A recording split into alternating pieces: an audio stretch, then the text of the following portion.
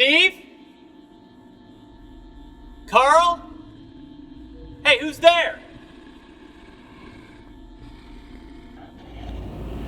What the heck?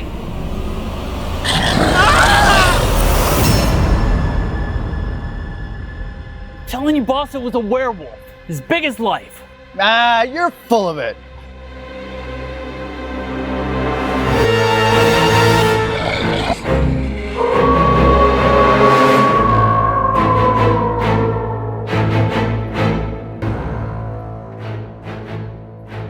Werewolf of Defiance is a urban legend that led to a full-on police investigation. Defiance, Ohio is a small town. It's about 33 miles south of Toledo, and the year is 1972. Two railroad workers, Ted Davis and Tom Jones. Not that Tom Jones. Davis is doing his job and looks over and sees a huge, hairy pair of feet.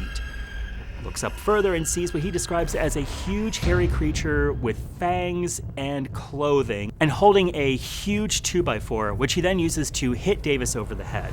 But the next night, his partner sees the same thing. He sees a huge hairy creature lurking in the bushes somewhere. So they both decide they're gonna tell their boss, and he contacts the police. A week later, a grocer in town is driving home about 4 a.m. He also sees a huge hairy creature crossing the road in front of him. He tells the police. Now the police have multiple sightings of this creature or person in a costume or whatever it is, and they open an investigation. A local newspaper gets a hold of the story, and suddenly Defiance has werewolf fever. Everyone is calling the police saying, "There's a werewolf in my bushes staring at me. There's a werewolf that followed me home at night, and I just know it was a werewolf."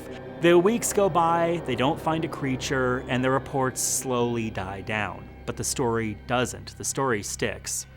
And what I think is so interesting about this werewolf story, if you were reporting something to the police, you would probably say, "I saw a person in a costume," because it makes you sound not crazy.